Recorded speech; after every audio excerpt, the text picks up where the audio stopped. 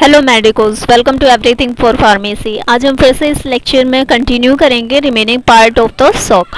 तो पिछले लेक्चर में हमने केवल डेफिनेशन देखी थी सॉक की कि सॉक होता क्या है, उसके टाइप्स क्या होते हैं। अब हम उसके बारे में डिटेल में देखेंगे। जैसे कि फर्स्टली हम डिस्कस करेंगे हाइपोवॉल्यूमिक सॉक। हाइपोवॉल्यूमिक सॉक क्या है? जैसा मैंने बताया था, हाइपो का मतलब होता है हमेशा कि लेस की बात करी जा रही है। वॉल्यूमिक यानी कि कोई वॉल्यूम में अमाउंट है। सॉक क्या है? सॉक यानी कि ब्लड की डेफिशिएंसी कमी होने की वजह से हमारे सेल और टिश्यू डैमेज करने लगते हैं। So basically hypovolumic shock occurs due to the rapid reduction in the blood volume or the plasma volume. Hypovolaemic shock कई बार इसलिए होता है जब हमारी बॉडी में ब्लड का अमाउंट या फिर हम कहते हैं प्लाज्मा का वॉल्यूम जो है वो कम हो जाता है। अब उसके क्या रीजन होते हैं, कॉजेस होता है हाइपोवॉल्यूमिक। अब ऐसा क्यों होगा कि हमारी बॉडी में ब्लड का वॉल्यूम कम हो जाएगा? जैसे कि कई बार हिमरेज होने की वजह से, हिमरेज में क्या होता है हमारे ब्लड के थक्के जमने लगते हैं, ओके, क्लोटिंग होने लगती है। Severe dehydration, severe vomiting, severe diarrhoea. कई बार डायरिया होने की वजह से हमारी बॉडी से वाटर का लॉस होता है, जिसकी वजह से ब्लड वॉल्यूम भी डिक्रीज होता है, कम हो जाता है। डिहाइड्रेशन होता है यानी कि हमारी बॉडी से क्या हो रहा है, वाटर लॉस ज़्यादा हो रहा है वेपर्स के फॉर्म में। ओके, वॉमिटिंग होने की वजह से भी वाटर लॉस होगा तो ब्लड वॉल्यूम भी ऑब्वियसली कम होगा। ठीक है, सीवियर बर्न, अगर चोट लग जाती है या फिर कोई भी घाव है उसकी वजह से भी ब्लड लॉस होता है।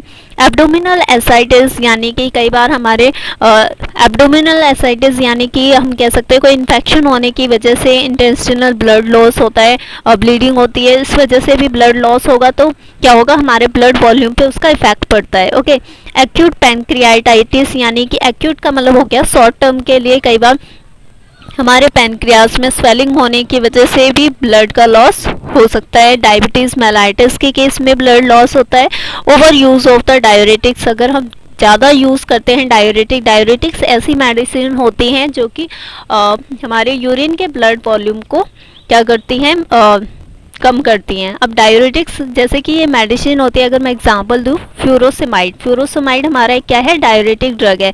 कई बार होता है कि पेशेंट का जो यूरिन वॉल्यूम है वो बहुत कम होता है, तो उस केस में हम क्या करते हैं, फ्यूरोसमाइड इंजेक्शन देते हैं जो कि क्या करता है, यूरिनेशन प्रोसेस को बढ़ा देता है। तो ऐसी मेडिसिन को हम डायरेटिक्स बोलते हैं। अब जब यूरिनेशन होगा तो ब्लड वॉल्यूम हमारा क्या होगा, कम होगा। तो इन कंडीशन की वजह से कई बार ये कंडीशन इतनी ज़्यादा हो जाती है, यानी हम कह दें डायरेटिक्स का एक साइड इफेक्ट निकल के ये भी आ सकता है कि हमें हाइपोवॉल्यूमिक शॉक हो सकता है पेशेंट को। ओके, तो उस केस में हमें क्या करना होता है, इन चीज़ों को मेंटेन करके चलना होता है कि उसका वॉल्यूम मेंटेन रहे ब्लड का, जिसकी वजह से कोई ऐसा हाइपोवॉल्यूमिक शॉक डेवलप ना हो पेशेंट में।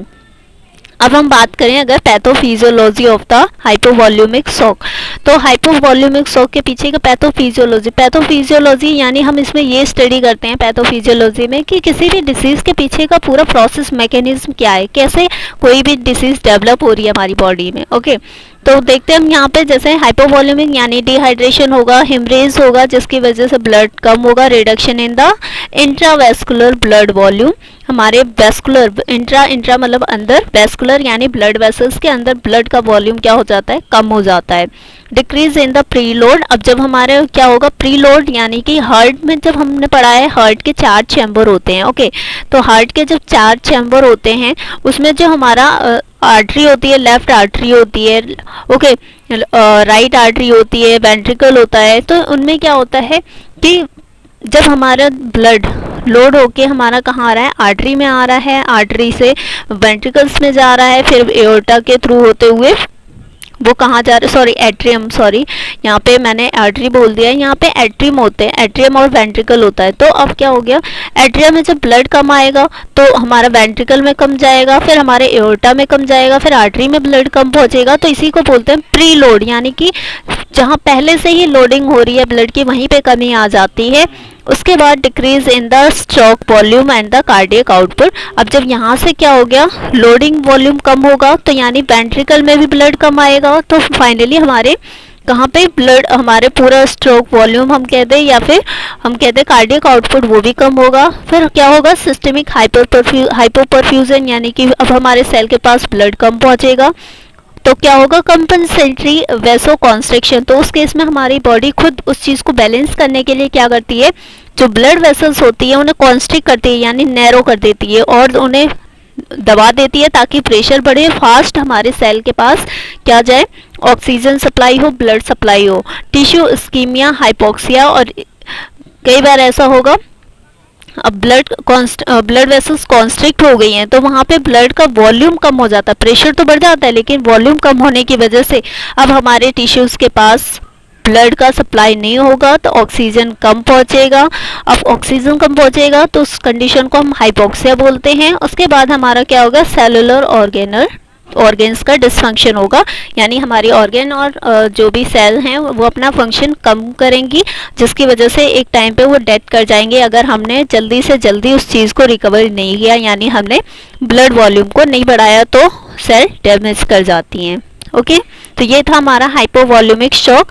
अब हम नेक्स्ट देखते हैं कार्डियोजेनिक शॉक। कार्डियोजेनिक शॉक में क्या होता है, कार्डियोजेनिक शॉक क्या है, is characterized by reduced pumping ability of the heart due to the intrinsic myocardial damage।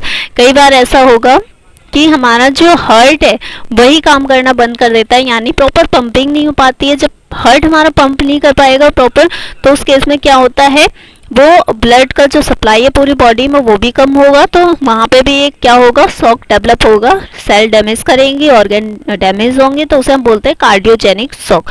और ये ऐसा क्यों होगा कि हमारा हार्ट पंप नहीं कर पाता, कई बार डिसीज हो जाती हैं जैसे मायोकार्डियल डैमेज। मायोकार्डियल डैमेज यानी जो हमारी हार्ट की मसल्स होती हैं उनके पास खुद ही उनके पास क्या होता है, जो कोरोनरी आर्टरीज होती है वो ब्लड सप्लाई ना कर पाने की वजह से ऑक्सीजन कम पहुंचता है, जिसकी वजह से हमारे हार्ट की मसल ही पहले से ही क्या हो जाती हैं, डैमेज हो चुकी होती हैं, डेड कर चुकी होती है, जिसकी वजह से अब जब मान लो कोई इंसान बीमार होता है तो वो अपना वर्क नहीं कर पाता है। तो उसी तरीके से हमारा क्या होगा, जो मायोकार्डियल इन्फेक्शन की वजह से हमारे पेशेंट